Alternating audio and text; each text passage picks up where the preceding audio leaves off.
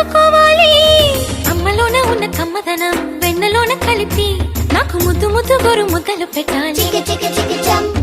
ప్రేమలోన ఉన్న తీయదనం ప్రేమతోటి తెలిపి చిన్న తప్పు చేస్తే నన్ను తీయక తిట్టాలి.